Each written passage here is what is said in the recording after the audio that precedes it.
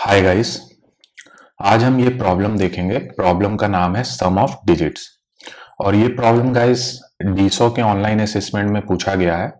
तो ये काफी अच्छा प्रॉब्लम है, इसको आज हम डिस्कस करेंगे। इससे पहले हमने डिजिट डीपी का इंट्रोडक्टरी वीडियो चैनल पे अपलोड कर रखा है। अगर तुमने इंट्रोडक्टरी वीडियो नहीं देखा है तो मैं तुमसे रिक्वेस्ट करूंगा कि तुम एटलीस्ट इंट्रोडक्टरी वीडियो देखो और फिर इस वीडियो पे जंप करो, ताकि हर एक चीजें तुम्हें क्रिस्टल क्लियर हो। क्योंकि बहुत सारा पार्ट रिपीटेटिव होने वाला है, तो मैं कोशिश करूंगा कि मैं रिपीटेटिव पार्ट को कवर ना करूं, ताकि हम कम समय में ज्यादा से ज्यादा चीजों को सीख सकें। तो आओ चलते हैं वन नोट पर और समझते हैं इस प्रॉब्लम को। तो प्रॉब्लम का स्टेटमेंट काफी इजी है गाइस, ठीक है। इस प्रॉब्लम में क्या है कि हमें सबसे पहले num1 एंड num2 नाम का दो स्ट्रिंग दे रखा है, ठीक है। और इन स्ट्रिंग्स में क्या है, डिजिट है, ठीक है। यानी कि ये डिजिट के स्ट्रिंग्स है, ठीक है। कंस्ट्रेंट क्या है, कंस्ट्रेंट ये है कि num1 हमेशा लेस देन इक्वल टू होगा num2 के, ठीक है। और जो लेंथ होगा num2 का या num1 का कह लो, ठीक है, वो क्या होगा, 1 से लेकर के 100 के बीच में होगा, ठीक है। ये पॉइंट ध्यान से देखना, ठीक है। कंस्ट्रेंट बहुत इंपॉर्टेंट है इस प्रॉब्लम में, ठीक है। वो मैं तुम्हें लास्ट में भी दिखाऊंगा और अभी भी बता रहा हूं। कभी भी डिजिट डीपी या कोई भी प्रॉब्लम मिले, constraint is very important problem को सॉल्व करने के लिए। तो कंस्ट्रेंट को कभी स्किप मत करना प्रॉब्लम में। तो हमें सबसे पहले क्या है कि हमें num1 और num2 दो स्ट्रिंग दे रखा है। num1 हमारा लेस देन इक्वल टू है num2 के, और जो लेंथ होगा num2 का वो 100 तक जा सकता है, ठीक है। ये ध्यान में रखना है। और ये num1 और num2 क्या है, डिजिट के स्ट्रिंग है, ठीक है। यानी कि इनमें डिजिट्स रहेगा। जैसे अगर एक एग्जांपल तुम्हें दिखाऊं तो num1 का वैल्यू हमारा है 18, ठीक है। और num2 का वैल्यू है हमारा 26, ठीक है। बहुत बढ़िया। इसके बाद हमें क्या इनपुट में दे रखा है, इसके बाद हमें अगेन दो इंटीजर दे रखा है। एक है हमारा मीन सम, एक है हमारा मैक्स सम, ठीक है। ये दो इंटीजर भी हमें दे रखा है, mean sum and max sum. इनका क्या कंस्ट्रेंट है, इनका ये कंस्ट्रेंट है कि mean sum less than equal to होगा मैक्स सम के, ठीक है, मैक्स सम के। और जो हमारा मैक्स सम का मैक्सिमम वैल्यू जाएगा वो कहां तक जा सकता है, 10 टू द पावर 5 तक। 1 से लेकर के 10 टू द पावर 5 तक ये वैल्यू जा सकता है, ठीक है। यानी कि दो स्ट्रिंग और दो इंटीजर इस प्रॉब्लम में दे रखा है। बहुत बढ़िया। अब हमें इस प्रॉब्लम में करना क्या है, देखना ध्यान से। हमें इस प्रॉब्लम में बताना है the count of integer x जो कि num2 से लेस देन इक्वल टू और num1 से ग्रेटर देन इक्वल टू। यानी कि वो हर एक इंटीजर x हमें बताना है जो कि num1 से num2 के बीच में हो, और जिनका की डिजिट सम, ठीक है, जिनका की डिजिट सम, जिनका की डिजिट सम क्या हो, मीन सम और मैक्स सम के बीच में हो, ठीक है। मीन सम और मैक्स सम के बीच में हो। यानी कि दो कंडीशन हमें दिया है, क्या कि हमें वो हर एक काउंट ऑफ इंटीजर x बताना है जो कि num1 और num2 के बीच में हो, और साथ ही साथ इस इंटीजर x का जो डिजिट सम हो वो मीन सम और मैक्स सम के बीच में हो। तो ये है गाइस टोटल हमारा प्रॉब्लम का स्टेटमेंट, ठीक है। एक एग्जांपल ले लेते हैं ताकि प्रॉब्लम का स्टेटमेंट हमारा पूरी तरीके से क्लियर हो जाए, ठीक है। तो num1 स्ट्रिंग है हमारा 18, ठीक है। यही हमें एग्जांपल दे रखा है वेबसाइट पे, तो इसी को हम डिस्कस करते हैं, ठीक है। num2 है हमारा 26, ठीक है। और मीन सम का वैल्यू है हमारा 3, ठीक है। मीन सम का वैल्यू है हमारा 3 और मैक्स सम का वैल्यू है हमारा 7, ठीक है। तो हमें वो हर एक x बताना है जो कि num1 और num2 के बीच में हो, है ना। तो देखो सबसे पहले तो जितना इंटीजर है उतने को पहले लिख लो, ठीक है। तो सबसे छोटा हो गया 18, 19, 20, 21, 22, 23, 24, 25, 26। यानी कि num1 हमारा 18 था, num2 हमारा 26 था। तो हर एक इंटीजर x num1 और num2 के बीच में कौन सा होगा, यही, इतना ही पॉसिबिलिटी है x का, है ना। अब क्या करो, अब इनका डिजिट सम निकालते जाओ, ठीक है। डिजिट सम ऑफ x कितना होगा ये निकालते जाओ। तो 18, यहां दो डिजिट है, दोनों का एडिशन करो 9 हो गया। 19 एडिशन करो 10 हो गया। 20 2 हो गया। 21 3 हो गया। 2 2 4 हो गया, 2 3 5 हो गया, 4 2 6 हो गया, 5 2 7 हो गया, 6 2 8 हो गया। ठीक है, बहुत बढ़िया। तो हमें प्रॉब्लम प्रॉब्लम में बोला है वो हर एक इंटीजर x निकालो जो कि num1 और num2 के बीच में हो और जिनका के डिजिट सम मीन सम और मैक्स सम के बीच में हो। तो ये है हमारा डिजिट सम। अब इसमें ये देखना है हमें कि 3 और 7 के बीच में कितने सम है। तो ये 3 7 के बीच में है क्या? नहीं है। ये है 1 0 नहीं है। 2 है क्या? नहीं है। 3 है, 4 है, 5 भी है, 6 भी है, 7 भी है, 8 नहीं है। ठीक है, तो हमारा टोटल कितना मिला हमें? 1 2 3 4 5, यानी कि इस इनपुट के लिए हमारा आउटपुट हो जाएगा 5। तो मुझे उम्मीद है गाइस कि प्रॉब्लम का स्टेटमेंट तुम्हें 100% क्लियर है। ठीक है, अब देखते हैं इसका लॉजिक वाला पार्ट। ठीक है, अब देखते हैं इसका लॉजिक वाला पार्ट। ये तो हमें पता है कि डिजिट डीपी का प्रॉब्लम है ना। इंट्रोडक्टरी वीडियो में मैंने बता रखा है कि प्रॉब्लम को कैसे पहचानना है तुम्हें, है ना। तो उस चीज को मैं फिर से रिपीट नहीं करूंगा। ठीक है, तो अब देखते हैं हम इसका लॉजिक, हम इसे कैसे सॉल्व करेंगे। तो यहां पर हमें num1 और num2 एज ए स्ट्रिंग ही दे रखा है। ठीक है, num1 और num2 एज ए स्ट्रिंग दे रखा है।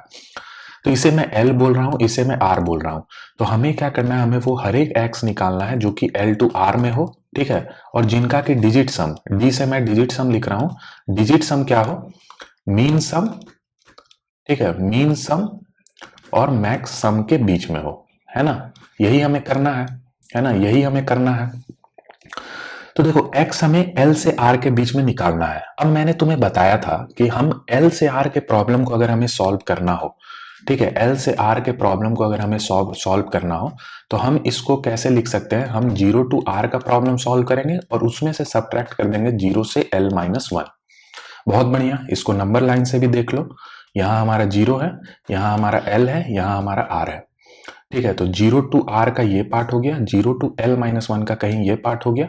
इनको हम अगर सब्ट्रैक्ट कर देंगे तो इतना पार्ट हट जाएगा, हमारा बचेगा L टू R, है ना। तो ये एक तरीका है। बट यहाँ एक चीज ध्यान में रखो, L हमारा क्या है? स्ट्रिंग है जो कि num1 है। तो L माइनस 1 तुम डायरेक्टली स्ट्रिंग में नहीं कर सकते हो। ठीक है, तुम्हें यहाँ पे इसके लिए अलग से लॉजिक लिखना होगा और इसमें से 1 डिक्रीमेंट करके वो जो स्ट्रिंग बनेगा वो तुम्हें जनरेट करना होगा, है ना। R हमारा num2 है तो 0 टू R तो इजीली सॉल्व हो जाएगा। अब एक चीज देखो, कोई ये सोच सकता है कि L हमारा स्ट्रिंग है, तो पहले मैं क्या करूंगा, इस स्ट्रिंग को इंटीजर में कन्वर्ट कर लूंगा। ठीक है, s2oi करके हमारे पास फंक्शनैलिटी है, इसका यूज करके हम इंटीजर में कन्वर्ट कर लेंगे। ठीक है, अब एक बार L हमारा इंटीजर में कन्वर्ट हो गया तो हम L में L माइनस 1 कर देंगे। ठीक है, और फिर ये जो इंटीजर बनेगा इसको हम स्ट्रिंग में कन्वर्ट कर देंगे, तो हम यहाँ पे यूज कर सकते हैं। बट ये चीज तुम नहीं कर सकते हो। अब यहीं पे कंस्ट्रेंट का रोल है। कंस्ट्रेंट में क्या बोला है कि num1 का लेंथ मैक्सिमम 100 तक जा सकता है ना, 100 तक जा सकता है। तो तुम बताओ 100 लेंथ का कोई सा भी इंटीजर, कोई सा भी ऐसा डेटा टाइप है जो 100 लेंथ के इंटीजर को स्टोर कर सके? कोई भी नहीं है। ठीक है, कोई भी नहीं है। यानी कि तुम अगर ये सोच रहे हो कि इस स्ट्रिंग को हम इंटीजर में कन्वर्ट कर दे और फिर यूटिलाइज कर ले, तो वो तुम नहीं कर सकते हो। ठीक है, ये एक पॉइंट था जो मुझे तुम्हें यहाँ सिखाना था। हर एक कंस्ट्रेंट के बेसिस पे हमें इन चीजों का ध्यान रखना है। ठीक है, तो अब हम करेंगे क्या, देखना। हम एकदम बेसिक सा काम करेंगे, यहाँ पे कुछ रॉकेट साइंस नहीं है। हमें L से R का प्रॉब्लम सॉल्व करना है, राइट। और दोनों L R क्या है? स्ट्रिंग है, और दोनों का लेंथ मैक्सिमम 100 तक जा सकता है। तो मैं इसको ये बोल रहा हूं कि भाई तुम 0 से R के प्रॉब्लम को सॉल्व करो और 0 से L के प्रॉब्लम को सॉल्व करो। ठीक है, देखना ध्यान से। ये है हमारा 0, ये है हमारा L, ये है हमारा R। हमें L टू R का प्रॉब्लम को सॉल्व करना है। हम ये बोल रहे हैं कि तुम 0 से R के प्रॉब्लम को सॉल्व करो और 0 से L के प्रॉब्लम को सॉल्व करो और इन दोनों को सब्ट्रैक्ट कर दो। तो इन दोनों को जब तुम सब्ट्रैक्ट कर दोगे तो होगा क्या कि ये जो L वाला पार्ट है ना, ये सब्ट्रैक्ट हो जाएगा। ठीक है, ये सब्ट्रैक्ट हो जाएगा, बट हमें L टू R के पार्ट को भी लेना है।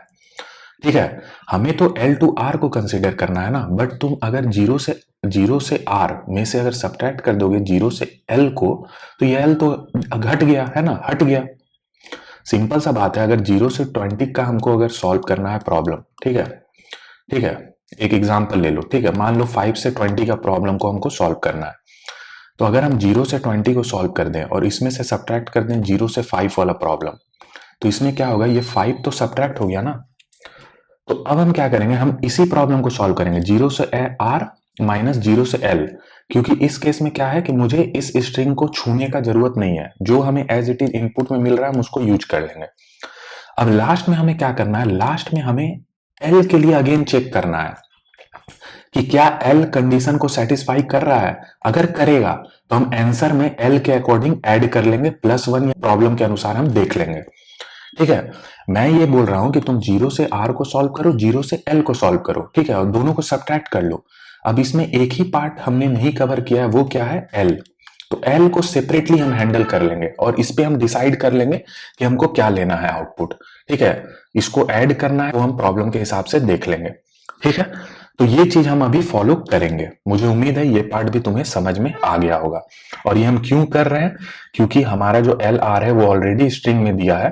तो L-1 निकालने के वैसे तो तरीके हैं, बट हम चीजों को कॉम्प्लेक्स ना बना करके आसान वे में सॉल्व करेंगे। ठीक है, बहुत बढ़िया। अब देखो, अब हम आ जाएंगे अपने लॉजिक वाले पार्ट पर। ठीक है, लॉजिक वाले पार्ट पर तो हमारा num1 जिसको मैं अभी L से बोल रहा हूं वो है हमारे पास 18। ठीक है, और ये एज ए स्ट्रिंग है।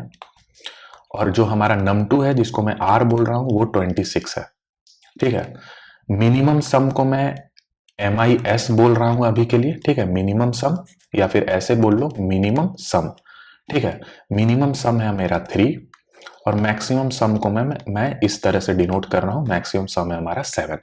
हमें वो हर एक x बताना है जो कि क्या हो, एक सेकेंड, जो कि L से R के बीच में हो। ठीक है, और जिनका कि डिजिट सम, ठीक है, D ऑफ x क्या हो, मीन सम से ग्रेटर देन इक्वल टू और मैक्स सम से लेस देन इक्वल टू, यानी कि मीन सम और मैक्स सम के बीच में हो। बहुत बढ़िया। अब मुझे पता है कि L से R के प्रॉब्लम को अगर सॉल्व करना है तो हम कैसे कर रहे हैं, 0 से R को सॉल्व करेंगे, -0 से L को करेंगे, और फिर प्लस जो भी मेरा यहाँ पे L के लिए जो बनेगा उसको हम देख लेंगे, है ना। हम इस तरीके से प्रॉब्लम को सॉल्व करेंगे। बहुत बढ़िया। अब देखो, 0 से R और 0 से L सिमेट्रिक है तो हम किसी एक को सॉल्व कर लेंगे। तो लेट सपोज करो हम 0 से R को देखते हैं हम कैसे सॉल्व करेंगे।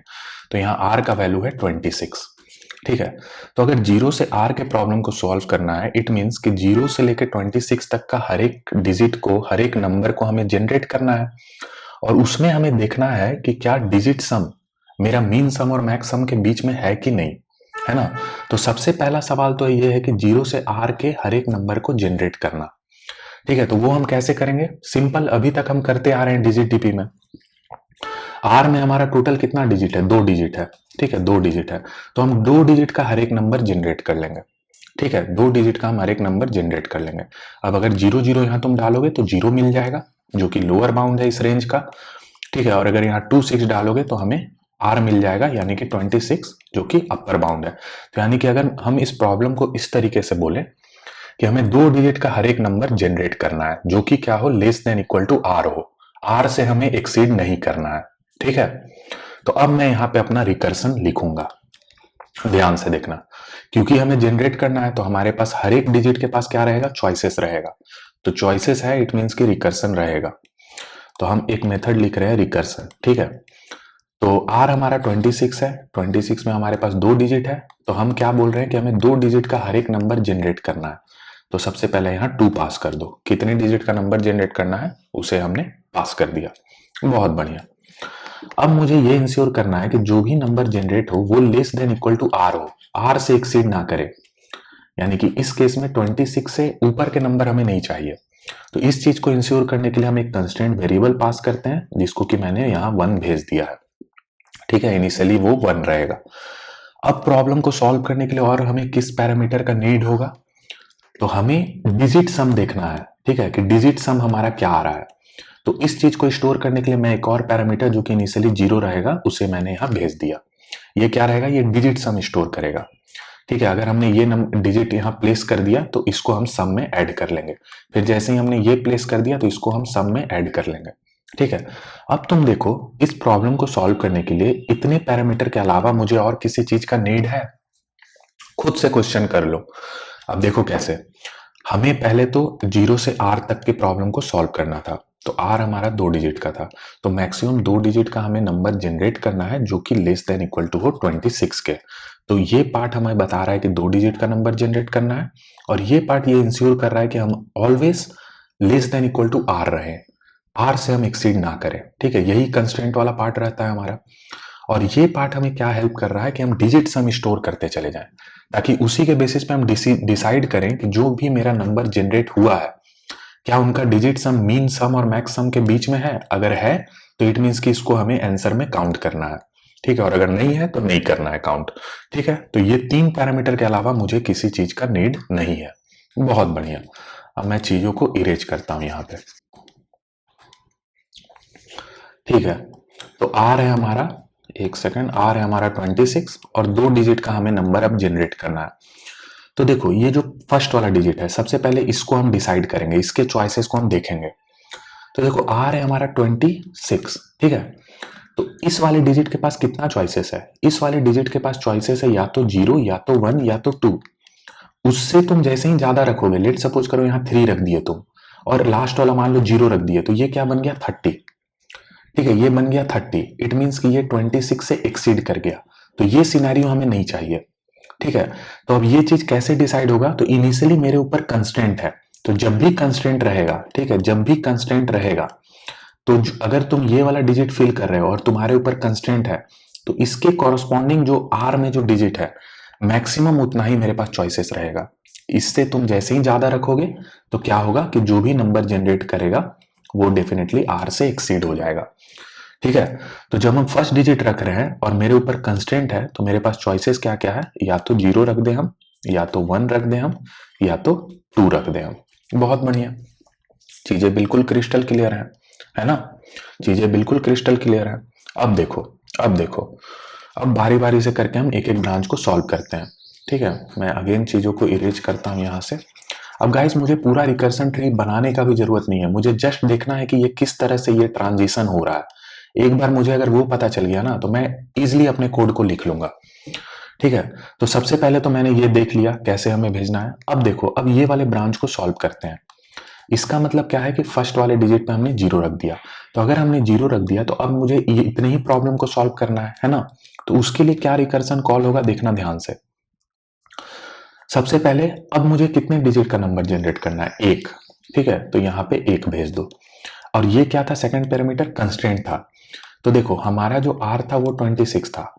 अब मेरा जो फर्स्ट डिजिट है 0, वो लेस देन इक्वल टू हो गया है 2 के। इट मीन्स कि आगे किसी पे कंस्ट्रेंट नहीं है। इसके पास अगर हम 9 भी रख दे, जो कि मैक्सिमम डिजिट होता है, तो भी हम क्या रहेंगे? Always less than equal to 26 ही रहेंगे। तो यानी कि अब आगे वाले पे कोई कंस्ट्रेंट नहीं है, क्योंकि फर्स्ट डिजिट ही हमने क्या रख दिया? स्मॉलर रख दिया है एज कंपैरिजन टू 2। तो आगे वाले पे कोई कंस्ट्रेंट नहीं है, तो यहाँ कंस्ट्रेंट 0 भेज दो। बहुत बढ़िया, बहुत बढ़िया। ठीक है, अब देखो, अब ये क्या है हमारा? ये है हमारा डिजिट सम। तो क्योंकि हमने 0 रखा है और इनिशियली मेरा डिजिट सम 0 है, तो 0 प्लस 0 क्या हो जाएगा? 0। तो यहाँ 0 भेज दो। बहुत बढ़िया। ठीक है, अगेन चीजों को इरेज करते हैं। अगेन चीजों को हम जल्दी से इरेज कर देते हैं। ठीक है, अब देखो, अब हम ये वाले ब्रांच को सॉल्व करेंगे, 1 वाले को। ठीक है, इसका मतलब क्या है कि फर्स्ट डिजिट पे हमने 1 रख दिया। तो अगेन क्या रिकर्सन कॉल होगा? अब कितने डिजिट के नंबर को जनरेट करना है? 1। ठीक है, यही एक बचा हुआ है ना? कंस्ट्रेंट मेरे ऊपर कोई रहेगा क्या? देखो 26 था आर, अब 1 ही छोटा हो गया 2 के। तो यहां पर अगर हम 9 भी रख देना, जो कि मैक्सिमम डिजिट है, तो भी ये जो नंबर जनरेट हो रहा है ये क्या है? 26 से लेस देन इक्वल टू ही है। तो जब भी मेरा यहीं पे हमें दिख गया कि 1 छोटा है 2 से, तो कोई कंस्टेंट आगे वाले पे नहीं जाएगा, तो यहाँ 0 रख लो। ठीक है, 0 हमने रख दिया। अब क्योंकि हमने यहाँ पे 1 रखा है, तो डिजिट सम क्या हो जाएगा? इनिशियली 0 था और अभी हमने 1 रखा, तो 0 प्लस 1 यानी कि 1। बहुत बढ़िया। ठीक है, एक बार अगेन हम चीजों को यहाँ पे इरेज करते हैं। अब देखो, अब हम इस वाले ब्रांच को सॉल्व करेंगे। ठीक है, हमने 2 रख दिया, तो अगेन डायरेक्टली हम यहाँ लिख लेंगे रिकर्सन। अब मुझे एक नंबर का डिजिट जनरेट करना है। ठीक है, एक डिजिट का नंबर जनरेट करना है। अब देखो, अब क्योंकि आर में मेरा 26 था, अब ये दोनों सेम हो गया, ये दोनों सेम हो गया, तो अब आगे वाले पे कंस्टेंट चला जाएगा। ठीक है, वो कंस्टेंट क्या बोलेगा कि इसके कॉरस्पॉन्डिंग जो मैक्सिमम डिजिट है यानी कि 6, उससे ज्यादा तुम यहाँ पे नहीं रख सकते हो। जैसे ही तुम रखोगे, लेट सपोज करो तुमने 7 रख दिया, तो ये क्या होगा? अब ये नंबर क्या हो जाएगा? ग्रेटर हो जाएगा 26 से। तो ये हमें नहीं चाहिए। ठीक है, तो जब ये डिजिट हमें दिखा कि बराबर हो गया, इट मीन्स कि अब कंस्टेंट आगे वाले पे जाएगा, तो यहाँ कंस्टेंट भेज दो। और डिजिट सम क्या हो जाएगा, इनिशियली 0 था और अभी हमने 2 रखा तो 0 + 2 2 हो गया। बहुत बढ़िया, यहां तक चीजें जो है बिल्कुल क्लियर है। ठीक है, यहां तक चीजें जो है बिल्कुल क्लियर है। अब मैं एक और ब्रांच को सॉल्व करूंगा, ठीक है, और हमारा ये हमें पूरा का पूरा पार्ट जो है क्लियर हो जाएगा और वो भी मैं तुम्हें अभी दिखा दूंगा। लेट सपोज करो अब मैं इस वाले रिकर्सन को सॉल्व करना चाहता हूं। तो इसमें क्या है, फर्स्ट डिजिट 1 पे है और इस डिजिट को अब हमें फिल करना है। तो अगेन देखो कि इसके पास क्या क्या चॉइसेस है, ये कैसे पता चलेगा, क्या इसके ऊपर कोई कंस्ट्रेंट है। तो देखो यहाँ कंस्ट्रेंट 0 है, कंस्ट्रेंट 0 है, इट मीन्स कि इसके ऊपर कोई कंस्ट्रेंट नहीं है। ठीक है, कोई कंस्ट्रेंट नहीं है तो जो मैक्सिमम डिजिट पॉसिबल है यानी कि 9, उतना मेरे पास चॉइसेस है इसके लिए। तो यहाँ पे बना लो चॉइसेस 0 1 2 एंड सो ऑन करते हुए ये 9 तक हमारे पास चॉइसेस मिल जाएगा इसको। ठीक है, अब लेट सपोज करो हमने यहाँ पे 9 रख दिया। ठीक है, हमने यहाँ पे 9 रख दिया, तो अब अगर हम 9 रख देंगे तो क्या रिकर्सन कॉल होगा। तो देखो अब कितने डिजिट का नंबर जनरेट करना है, 0 है ना। 2 डिजिट का हमें करना था जनरेट और हमने 2 डिजिट का कर दिया, तो अब कितना बचा, 0। तो यहाँ पे 0 हो गया। अब बताओ यहाँ पर कोई कंस्टेंट आएगा क्या आगे वाले पे, नहीं आएगा, क्योंकि 1 ही जो है वो छोटा हो गया 2 से, तो आगे किसी पे भी कंस्टेंट नहीं रहेगा, कंस्टेंट 0 हो गया, है ना। अब मेरा डिजिट सम क्या हो जाएगा, पहले हमारे पास क्या था, यहाँ पर 1 था, देखो यहाँ 1 था और अभी हमने क्या रखा 9, तो 9 + 1 कितना हो जाएगा 10, तो ये डिजिट सम हो गया हमारा 10। बहुत बढ़िया, बहुत बढ़िया। ठीक है, तो ये इस तरीके से ये रिकर्सन कॉल होता चला जाएगा। अब देखो जैसे ही हमारा n का वैल्यू 0 हुआ, इट मीन्स क्या है कि हमें 2 डिजिट का नंबर जनरेट करना था और वो 2 डिजिट का नंबर जनरेट हो गया, तभी हमारा ये वैल्यू है ये 0 हुआ है। ठीक है, अब वो 2 डिजिट का नंबर क्या है, 1 एंड 9, तो यहां लिख लो 1 और 9। ठीक है, तो जब भी मेरा ये वाला फर्स्ट पैरामीटर 0 हो, वो हमारा क्या होगा, वो होगा हमारा टर्मिनेटिंग केस यानी कि बेस केस, वहां पे हमें रिकर्सन को रोक देना है। ठीक है, क्यों रोकना है, क्योंकि 2 डिजिट का बनाना था, हमने बना लिया, है ना। अब इस जैसे ही ये केस हिट होगा बेस केस, उसमें तुम्हें चेक करना है कि ये जो डिजिट सम है, ठीक है, ये जो डिजिट सम जो बन के आ रहा है, क्या ये मेरा मीन सम और मैक्स सम के बीच में है। अगर है तो तुम रिटर्न कर दो 1। रिटर्न 1 मीन्स कि ये जो नंबर बना है, जो नंबर जनरेट हुआ है, वो हमारा क्या है, वो हमारा एक वैलिड नंबर है अकॉर्डिंग टू द प्रॉब्लम, क्योंकि ये मीन सम मैक्स सम के बीच में आ रहा है, तो हमें इसे काउंट करना है आंसर में, तो हम यहाँ 1 रिटर्न कर देंगे। ठीक है, तो यही पूरा का पूरा गाइस रिकर्सन ट्री का कंसेप्ट है। अब देखो, अब जितना हमने तुम्हें अभी बताया है, इतने के ही बेसिस पे हम कोड लिखेंगे। ठीक है, अब देखना तुम, हर एक पार्ट तुम्हें क्रिस्टल क्लियर होगा, कहीं तुम्हें डाउट नहीं होगा। कोई सा भी प्रॉब्लम आए तुम्हें इसी तरह से अप्रोच करना है ना। अब देखो तुम, अब देखो सबसे पहले हमने ये लिखा है, तो पहले इस चीज को जनरलाइज कर लो। ठीक है, रिकर्सन ऑफ फर्स्ट पैरामीटर को मैंने n बोल दिया, ठीक है, कि कितने डिजिट का नंबर जनरेट करना है, ये वो चीज बता रहा है। सेकंड पैरामीटर हो जाएगा हमारा कंस्ट्रेंट।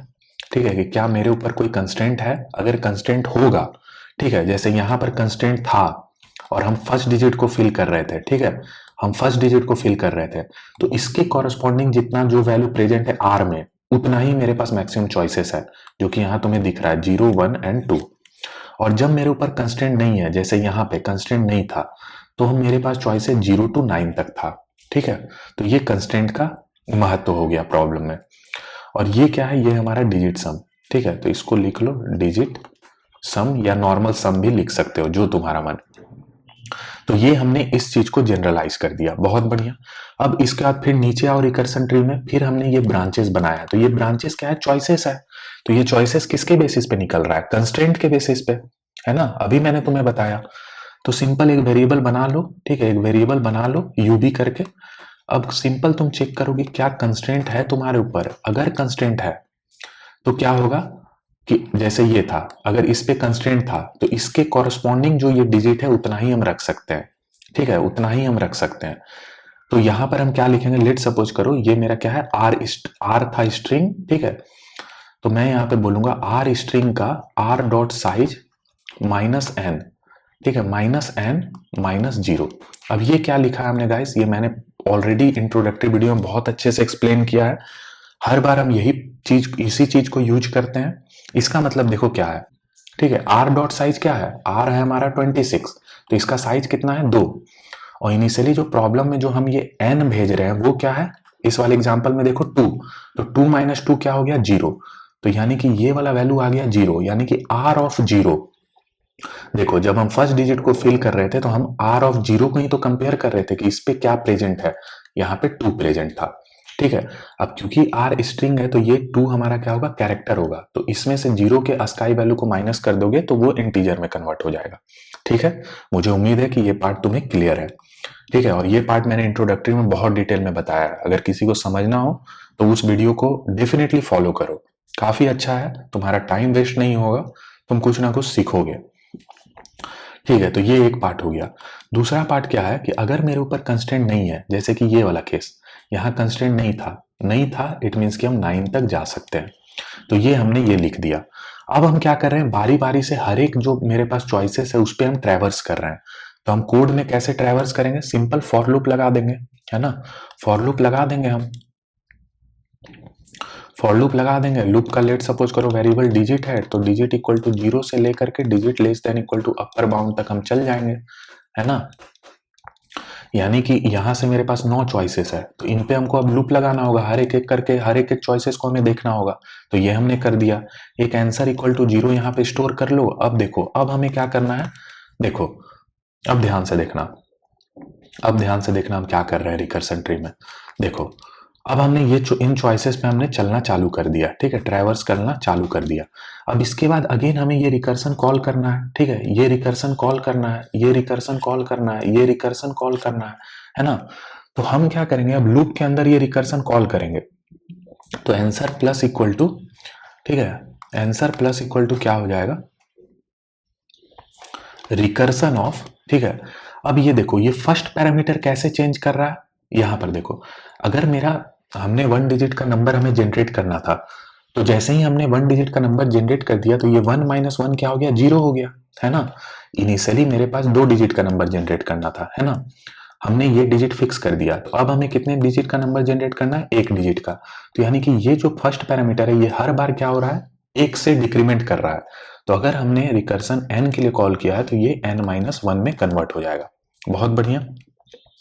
अब ये जो कंस्ट्रेंट है, ये कंस्ट्रेंट मैंने ऑलरेडी इंट्रोडक्टरी वीडियो में बता रखा है, इसके लिए सिंपल हमें यूज करना है digit equal to upper bound. ये अगर तुम लिख दोगे तो ये कंस्ट्रेंट अपने आप टॉगल करता रहेगा 0 से 1 के बीच में, ठीक है। अब इस चीज को समझ लो, ये हमने क्या लिखा है, constraint and digit equal to upper bound, इस चीज को समझो। देखो ये 1 है, इट मीन्स कि कंस्ट्रेंट क्या हो गया 1, ठीक है, एंड, बहुत बढ़िया। अब देखो, अब डिजिट अगर अपर बाउंड के बराबर हो, ठीक है, इसमें मेरे पास इतना चॉइसेस है तो इसका अपर बाउंड कौन सा है, 2 है, ठीक है। जब हमें 2 डिजिट का बनाना था और मेरे ऊपर यहाँ पे कंस्ट्रेंट था तो इसके कॉरस्पॉन्डिंग 2 ही जो था उतना ही मेरे पास चॉइसेस था। तो इस वाले फर्स्ट डिजिट के लिए अपर बाउंड क्या है, मैक्सिमम चॉइस क्या है, 2 ही है। तो जैसे ही डिजिट अपर बाउंड के बराबर हो जाए यानी 2 के बराबर हो जाए तो हमें क्या करना है, ठीक है, जैसे ही डिजिट हमारा 2 के बराबर हो जाएगा तो 2 इक्वल टू 2 हो गया, तो ये ट्रू हो गया, तो यानी कि यहाँ 1 आ गया, 1 एंड 1 क्या होगा 1, तो देखो यहाँ हमने 1 पास किया है, ठीक है। तो कंस्ट्रेंट किस तरह से वैली कर रहा है, पहले 1 था लेकिन यहां पर 1 पास हुआ, क्यों पास हुआ, क्योंकि डिजिट जो था, जो ये लूप का वेरिएबल है डिजिट, वो अपर बाउंड के बराबर हो गया यानी 2 के बराबर हो गया। इसको ऐसे भी तुम समझ सकते हो, अगर हमने यहाँ 2 रख दिया और r हमारा 26 है तो ये दोनों जैसे ही बराबर हो जाता है तो आगे वाले पे कंस्ट्रेंट आ जाता है ना। और अगर ये बराबर ना हो, अगर यहाँ 1 है यहाँ 26 है मेरा r, तो 1 हमारा क्या है, लेस है, तो अगर ये छोटा है तो आगे वाले पे कंस्ट्रेंट नहीं आएगा। सिमिलरली ये वाला केस देख लो, यही केस हम यहाँ बता रहे हैं तुम्हें, अगर हमने 1 रखा है, ठीक है, तो क्या होगा, क्या डिजिट अपर बाउंड के बराबर है, तो अपर बाउंड 2 है, तो 1 क्या 2 के बराबर है, नहीं है, तो ये क्या हो जाएगा 1 एंड 0, ठीक है, 1 एंड 0 क्या होगा 0, तो यहाँ पे देखो हमने 0 पास किया। अब गाइज ये मैंने तुम्हें शॉर्ट में यहाँ बताया है, इंट्रोडक्टरी वीडियो में मैंने बहुत डिटेल में बताया है और मुझे उम्मीद है कि अभी भी मैंने तुम्हें बताया तो तुम्हें समझ में आ गई है चीजें, ठीक है। तो ये हो गया। अब तीसरा पैरामीटर मेरा क्या है, डिजिट सम, ठीक है। तो अगर ये 0 है तो देखो कि तुम कौन सा डिजिट रख रहे हो, अगर यहाँ 0 रख रहे हो तो जो पहले था उसमें ये 0 ऐड कर लो।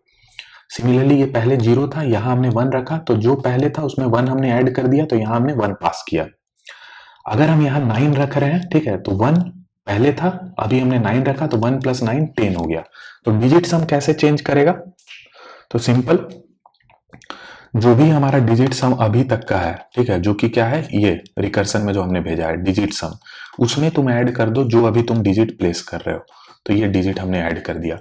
तो गाइज ये हमारा क्या हो गया, ये हमारा इतना पार्ट हो गया। अब तुम यहाँ पे रिटर्न कर दो आंसर को, ठीक है, ये हमारा खत्म हो गया।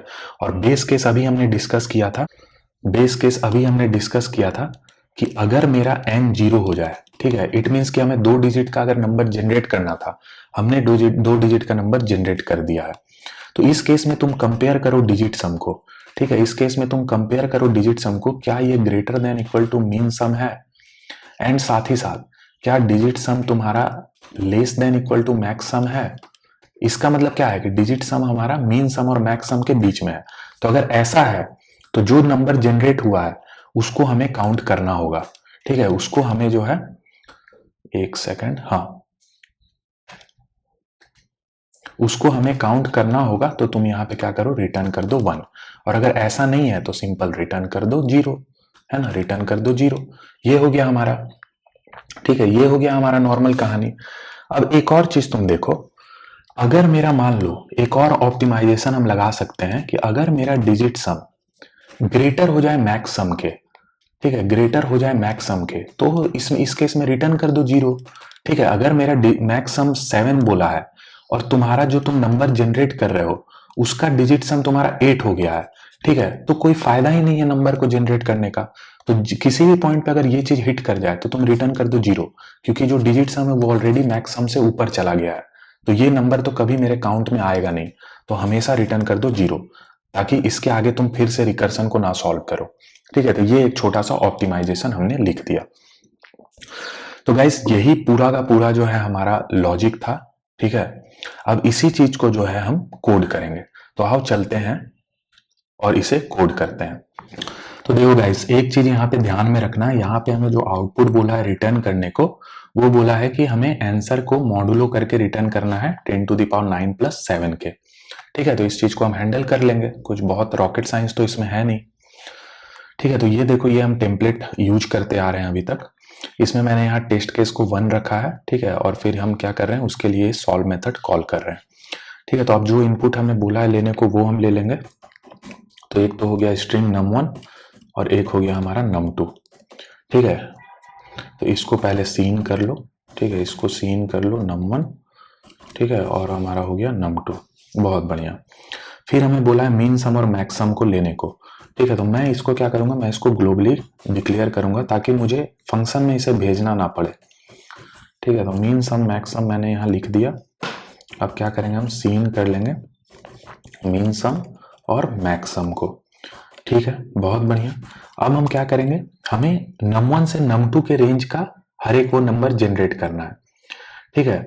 तो हमने अभी तुम्हें बताया कि अगर L to R के प्रॉब्लम को सॉल्व करना है तो इस प्रॉब्लम में हम क्या करेंगे, 0 to R को सॉल्व करेंगे, उसमें से सब्ट्रैक्ट करेंगे 0 to L को, और फिर हम L के लिए सेपरेटली चेक करेंगे, है ना। तो पहले हम आंसर क्या करते हैं, आंसर ऑफ R करके क्या करते हैं, एक मेथड कॉल करते हैं रिकर्सन, जिसमें हम num2 भेज देंगे, ठीक है, क्योंकि num2 हमारा R रहेगा जो अभी हमने देखा था, ठीक है। और num2 का साइज क्या हो जाएगा, num2 का साइज हमें बताएगा कि कितने डिजिट का नंबर हमें जनरेट करना है। तो ये हमने भेज दिया, और कंस्ट्रेंट इनिशियली मेरे पे रहेगा तो 1 हमने भेज दिया, और डिजिट सम इनिशियली 0 रहेगा तो हमने ये भेज दिया, ठीक है, बहुत बढ़िया। सिमिलरली हम क्या करेंगे, आंसर ऑफ L निकालेंगे, ठीक है, जो कि क्या होगा, num1 से बनेगा। तो num1 और सेम एकदम सिमेट्रिक रहेगा, है ना। तो num1 डॉट साइज 1, 0, ठीक है। तो ये हमारा आ गया। अब हम एक आंसर इक्वल टू 0 रख लेंगे, ठीक है, आंसर इक्वल टू हम 0 रख लेंगे, ठीक है। अब देखो यहाँ पे आंसर ऑफ R निकल जाएगा, आंसर ऑफ L निकल जाएगा, बट हमें num1 स्ट्रिंग को अगेन चेक करना होगा क्योंकि ये पार्ट सब्ट्रैक्ट हो रहा है। तो हम क्या चेक करेंगे, हमें यही तो चेक करना है कि जो num1 स्ट्रिंग में जितने भी डिजिट्स हैं क्या उनका सम मीन सम और मैक्स सम के बीच में है। अगर है तो आंसर को हम इंक्रीमेंट कर लेंगे 1 से, है ना, सिंपल सा चीज है। तो हम सम इक्वल टू 0 लिख लिए, और हम क्या करेंगे, इस num1 वाले स्ट्रिंग जो कि L की तरह रिप्रेजेंट कर रहा है, ठीक है, प्रॉब्लम में, ठीक है, तो इस पे हम ट्रैवर्स करेंगे और सम में क्या करेंगे, इसके डिजिट सम निकाल लेंगे। तो सिंपल I एक कैरेक्टर है, 0 की स्काई वैल्यू को माइनस कर दो, सम तुम्हें मिल गया। अब तुम्हें यही चेक करना है कि क्या ये सम मीन सम और मैक्स सम के बीच में है? अगर है, ठीक है, अगर है ये सम, तो तुम सिंपल क्या करो, आंसर प्लस प्लस कर लो, ठीक है, आंसर प्लस प्लस कर लो, यानी कि आंसर में 1 ऐड कर लो। क्यों? क्योंकि num1 भी मेरा क्या है, एक वैलिड आंसर है, ठीक है, तो हम काउंट को क्या करेंगे, इंक्रीमेंट कर लेंगे, ठीक है। फिर क्या करो, फिर आंसर में तुम सिंपल प्लस इक्वल टू, अब ये answer of R minus answer of L करना होगा हमें, है ना, क्योंकि 0 से आर का हमने निकाला, 0 से एल का निकाला, दोनों को सब्ट्रैक्ट करना है। तो आंसर ऑफ आर, ठीक है, answer of R minus answer of L, ठीक है, तो यहां हमने लिख लिया answer of R minus answer of L. अब हमें बोला है मॉड करके रिटर्न करने, ठीक है, तो सेफर साइड के लिए हम यहाँ मॉड ऐड करेंगे, मॉडलो मॉड। अब गाइस मुझे उम्मीद है कि ये मॉड वाला तुम्हें ये चीजें पता होगा, जब भी हम सब्ट्रैक्ट करते हैं तो हमें ऐड करना पड़ता है, फिर मॉडलो मॉड करना पड़ता है। अगर किसी को यहाँ पे कुछ डाउट होगा तो तुम बता देना, इस पे भी हम फर्दर लेक्चर ले आएंगे, ठीक है। तो ये हो गया हमारा आंसर, ठीक है। अब सिंपली तुम क्या करो, इस आंसर को प्रिंट कर दो, है ना, इस आंसर को प्रिंट कर दो, ठीक है। तो ये हमने आंसर को यहाँ प्रिंट कर दिया, बहुत बढ़िया। अब मुझे ये रिकर्सन वाला जो मेथड है इसको कंप्लीट करना है, तो आओ इसे लिख लेते हैं अब हम, इंट रिकर्सन, ठीक है। यहाँ पे हमने स्ट्रिंग भेजा, फिर हमने n भेजा, ठीक है, फिर हमारा ये कंस्ट्रेंट रहेगा, ठीक है, कंस्ट्रेंट रहेगा, ठीक है, फिर हमारा डिजिट सम रहेगा, ठीक है, जिसको मैं ds से दिखा रहा हूँ, ठीक है, डिजिट सम। ये बहुत बढ़िया, यहां तक चीजें क्लियर है। अब हमें चॉइसेस लिखना है, तो चॉइसेस अभी हमने तुम्हें बताया है कि अगर मेरे ऊपर कंस्ट्रेंट है तो s में जो कॉरस्पॉन्डिंग वैल्यू है उसे हमें फेच करना है ना। तो हम कैसे निकालेंगे, s dot size minus n, ठीक है, और इसमें ये एक कैरेक्टर रहेगा, तो 0 की स्काई वैल्यू को माइनस कर दो, ठीक है, तो कॉरस्पॉन्डिंग डिजिट हमें मिल जाएगा। और अगर मेरे ऊपर कंस्ट्रेंट नहीं है तो हम मैक्सिमम 9 तक रख सकते हैं। बहुत बढ़िया, ये सारा चीजें अभी हमने डिस्कस कर रखा है जब हम रिकर्सन ट्री ड्रॉ कर रहे थे तब, ठीक है। अब हम क्या करेंगे, एक एक करके इन हर एक चॉइसेस पे हम ट्रैवर्स करेंगे, ठीक है, digit equal to 0, digit less than equal to upper bound, digit plus plus, ठीक है, हर एक चॉइसेस पे हम ट्रैवर्स करेंगे और सिंपल हमारा रिकर्सन कॉल हो जाएगा, ठीक है। तो इनिशियली हमें n डिजिट का नंबर जनरेट करना था, अब हमें n-1 डिजिट का नंबर जनरेट करना है। कंस्ट्रेंट हमारा simple constraint and digit equal to upper bound के बेसिस पे टॉगल करता रहेगा। अब ये वाला पैरामीटर कैसे चेंज होगा, तो इनिशियली मेरे पास डिजिट सम ds था और हम इस पोजीशन पे डिजिट को फिल कर रहे हैं, तो ds प्लस डिजिट हमारा करेंट डिजिट सम बन जाएगा, ठीक है। अब इसमें एक चीज मत भूलना ऐड करना, ये स्ट्रिंग हमें यहाँ पास करना होगा, ठीक है, बहुत बढ़िया। अब यहाँ क्या करो, तुम रिटर्न कर दो आंसर को, ठीक है। अब यहाँ मॉड करके हमें बोला है चीजों को रिटर्न करने, है ना।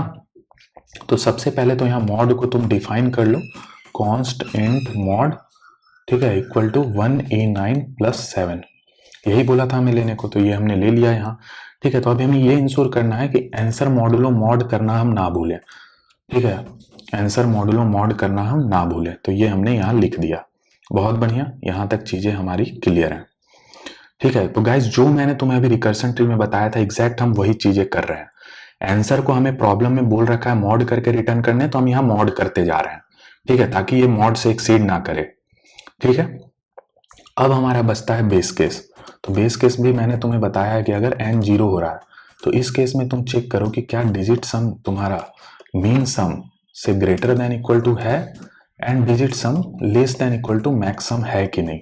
अगर है इट मीन्स कि डिजिट सम मीन सम और मैक्स सम के बीच में है, तो ये एक हमारा नंबर है, तो रिटर्न कर दो 1, यानी कि एक नंबर हमें मिल गया।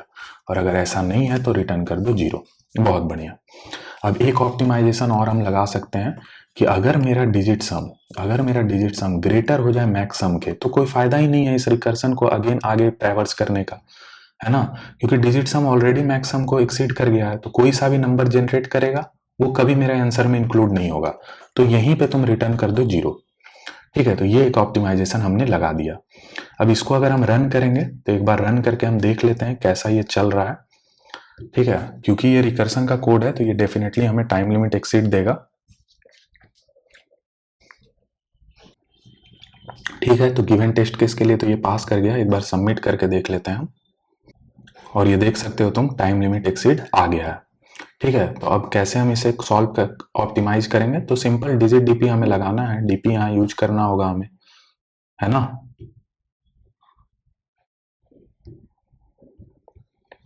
तो देखो, अब अगेन डीपी अगर बनाना है तो हमें देखना है कि कौन कौन सा वेरिएबल वाला पैरामीटर है, उतने डायमेंशन का हमारा डीपी बनेगा।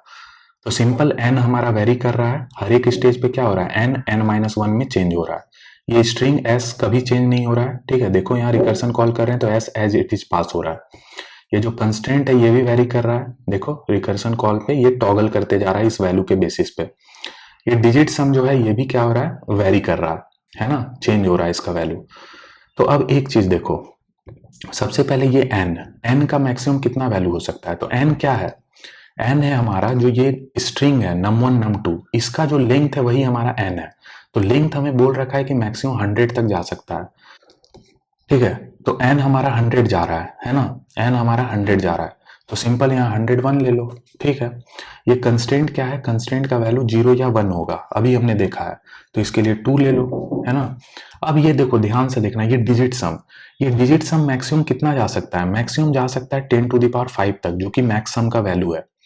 ये मैक्स सम से ज्यादा कभी नहीं होगा, क्यों?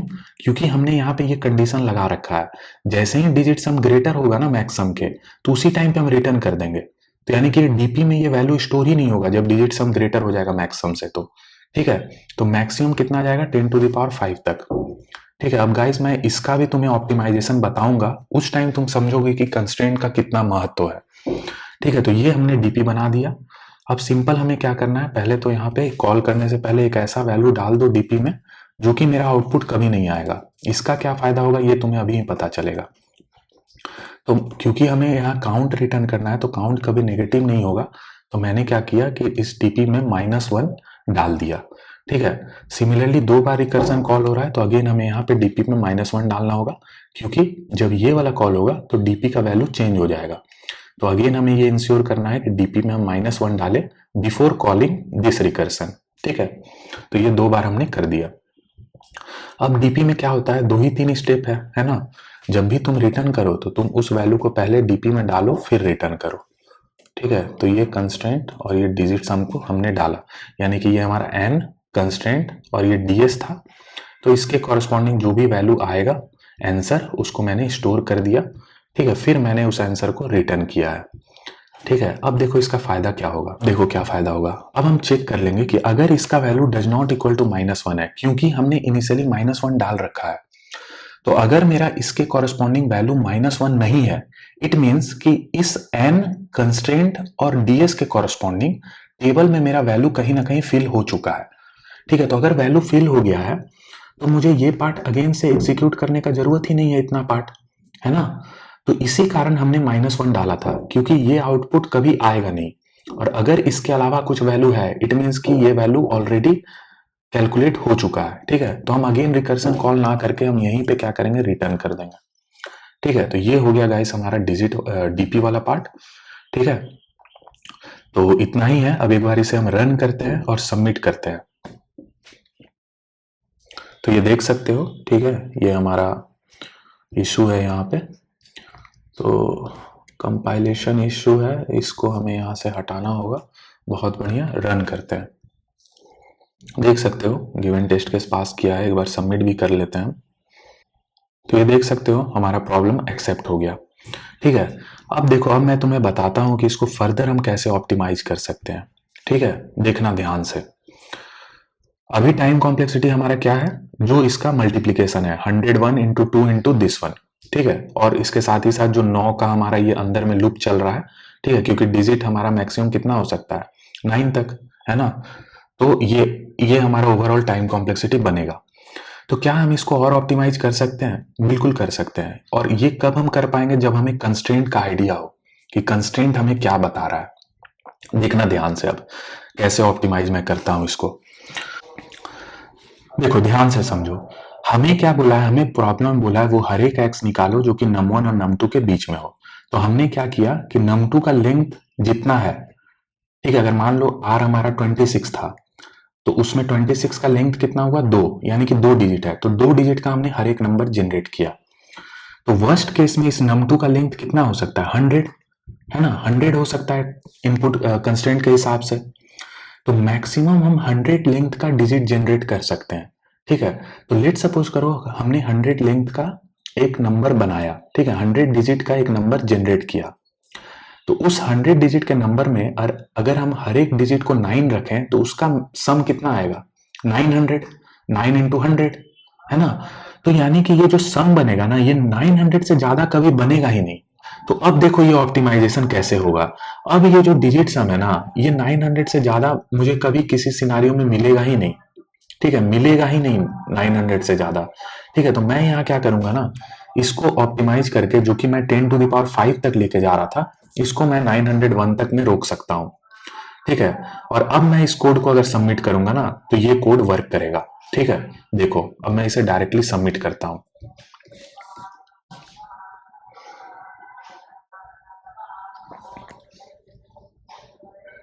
और ये देख सकते हो हमारा प्रॉब्लम एक्सेप्ट हो गया।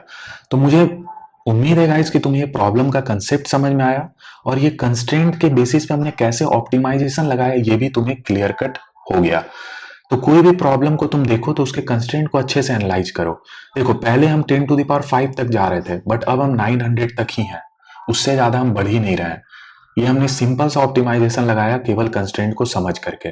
ठीक है, तो मुझे उम्मीद है गाइस कि तुम्हें ये वीडियो समझ में आया होगा। So thank you guys.